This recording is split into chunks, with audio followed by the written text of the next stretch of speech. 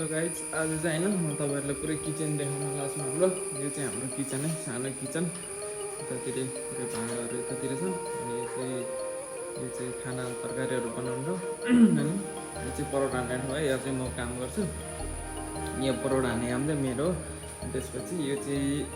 मुस्नुपर्ने मैदा हालेर अनि मुस्नुपर्छ फेरि नेपाल र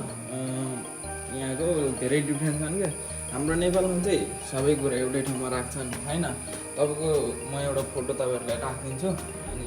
नेपालमा चाहिँ कस्तो भन्दाखेरि तपाईँको चुरोट बिडी खैनी सबै त्यहीँ राख्छन् कि यहाँ चाहिँ फेरि त्यस्तै राख्न पाइँदैन होटल बन्द सिल गरिदिन्छ त्यस्तो भने गएन है यो चाहिँ सानो होटल हो गएर सानो होटल है यो चाहिँ सानो होटल हो तपाईँहरूको अनि यहाँ तपाईँको अनि यो चाहिँ पुरै यो काउन्टर यो चाहिँ काउन्टर अनि यहाँ धेरै टेबल नै छैन एउटा दुईवटा तीनवटा चारवटा टेबल छ अनि यो चाहिँ फ्यामिली रुम यो फ्यामिलीहरू मात्र बस्नु मिल्ने तपाईँको एउटा दुईवटा तिनवटा कसैको फ्यामिलीहरू आएर बस्यो भने यहाँ इन्जोय तरिकाले उनीहरू अलग्गै तरिकाले बस्नु पाइन्छ अनि त्यो काउन्टरमा यति हो है टेबल चाहिँ यति हो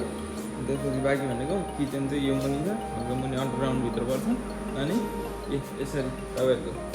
देख्नुभयो नि वासिङ गर्ने ठाउँ हात वासिङ गर्ने ठाउँ चाहिँ अनि यसरी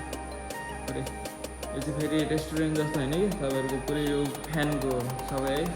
त्यसपछि यसरी अनि यता चाहिँ यहाँ चाहिँ तपाईँको चायसित खाने केही उयोहरू राखेको हुन्छ त्यसलाई चेरगडी भन्छ अनि यता यो चाहिँ चाय हान्ने ठाउँ यो चाय हान्ने ठाउँ यहाँ करिबरी तताएर दिने मिल्छ यता पनि वासिङ यो चाहिँ भाँडासाँडा प्लेट सेट धुन्छ यतातिर एउटा प्लेट अझै बसिरहेको चाहिँ नेपालमा चाहिँ कस्तो हुन्छ भन्दाखेरि तपाईँहरूको भनौँ न के अरे हाम्रो नेपालमा चाहिँ बिडी चुरोट खैनी रक्सी खाने कुरा सबै त्यहीँ हुन्छन् क्या अनि यतातिर चाहिँ त्यसरी खान पाइँदैन किन भन्दाखेरि त्यो एकदम राम्रो हो जस्तो लाग्छ मलाई चाहिँ मान्छेहरू खाना खाएर हुन्छ अनि त्यसपछि तपाईँको खाना खाइरहेको ठाउँमा अब रक्सी खाएको मान्छे छेउमा बस्थ्यो भनेदेखि एउटा हुन्छ नि कसैलाई पनि त्यसरी खान मन लाग्दैन कि अनि फेरि यतातिर चाहिँ त्यस्तो मिल्दैन यतातिर भनेको खाना भनेको जम्मा खाना मात्र पाइन्थ्यो यहाँ खाना अझ चिया खाने ठाउँ त अलग्गै हुन्थ्यो चिया खाने ठाउँ चाहिँ अलग्गै हुनेछ अझ है हाम्रो नेपालमा चाहिँ कस्तो हुन्छ भन्दाखेरि तपाईँको अब त्यही पसलमा रक्सी त्यही पसलमा औषधि त्यही पसलमा चुरोट त्यही पसलमा बिडी खैनी त्यही पसलमा चाउचाउ सबै राखेको हुन्छ नि यतातिर चाहिँ पाइँदैन यो तपाईँको यो जुसहरू पनि खासमा यो चाहिँ यो अब हुन्छ नि खाना खाइसकेपछि मान्छेहरूलाई खाना मन लाग्छ नि त त्यही भएर मात्र राखेको है यो चाहिँ यहाँ 3-4वटा फ्रिज छ यहाँ यस्तो छन् अब हाम्रो नेपालमा हो भनेदेखि तपाईँको यहाँनिर अब यो जुस देख्नुपर्ने ठाउँमा रक्सी देख्न पाइन्थ्यो कि तर यतातिर चाहिँ त्यस्तो छैन होइन विकासको नाममा भने यस्तो हुनुपर्छ कि एउटा रुल्स भनेको तपाईँको त्यही नि भनौँ न यतातिर तपाईँको अब चेक गर्न आउँदाखेरि एक थप्पो भनेर रक्सी मात्र भेट्यो भने यो होटलै बन्द गरिदिन्छ कि होटलै बन्द खोल्नै पाउँदैन होटलै ब्ल्याक लिस्टमा जान्छ कि त जरिवाना तिर्नुपर्छ कति लाख रुपियाँ है यही हो अनि बाथरुम चाहिँ हाम्रो योभन्दा बाहिरपट्टि छ आज होटल सन्डे आज होटल बन्द त्यही भएर सानो भिडियो देखाइरहेको छु तपाईँहरूलाई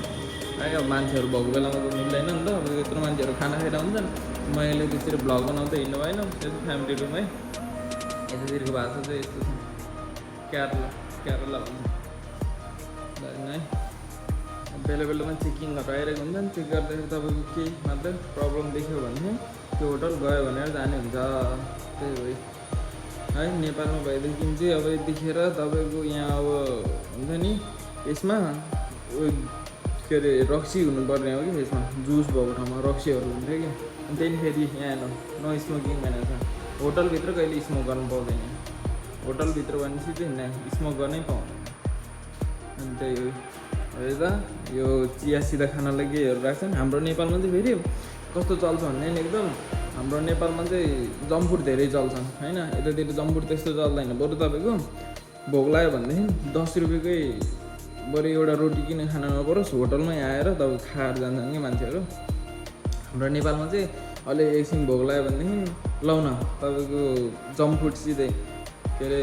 चाउचाउ खाने हो कि बिस्कुट खाने हो कि चियादेखि कि बिस्कुट होइन चियादेखि कि मान्छेहरूले बिस्कुट भनिहाल्छ अनि त्यसपछि तपाईँको त्यही हो प्रायः मान्छेहरूले चाउचाउ खाने जम्फुट खाने यहाँ चाहिँ त्यस्तो हुँदैन यहाँ भनेको चाहिँ तपाईँको सबैजना बरु भोक लाग्यो भनेदेखि 10 रुपियाँको एउटा रोटी खानु भयो भने यहीँ आउँछ क्या अनि त्यही हो है नेपालमा चाहिँ धेरै जम्बुट चल्छन्, यतातिर चाहिँ धेरै त्यस्तो चल्दैन। यो चाहिँ सानो होटल, म काम गर्ने होटल।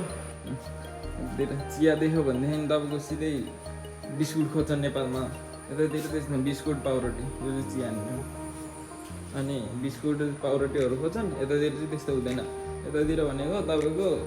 चिया सिधै खानालाई अर्कै हुन्छ। म सानो भिडियो क्लिप हालिदिन्छु त्यसमा नि प्लस गरेर है। त्यस्तो हुन्छ। पानी राख्छन्। अझ कुनै कुनै होटलमा त यो जुस पनि पाइँदैन। यो जुस चाहिँ यहीँ मात्र होला सायद राखेको धेरै जस्तो, नत्र अन्त ठाउँमा चाहिँ तपाईँको बनाएरै दिने हो कि जुस पनि। यसरी यो उयो प्याकिङवाला के अरे यो बोतलवाला यो बोतलवाला जुस पाइँदैन। प्रायः जस्तो ठाउँमा यो बोतलवाला जुस पाइँदैन, होटलमा पाइँदैन। तपाईँको बरु बेकरीमा कहीँ कतै गयो भने देखिन्छ होला, तर यो होटलमा देख्न पाइँदैन क्या। होटलमा चाहिँ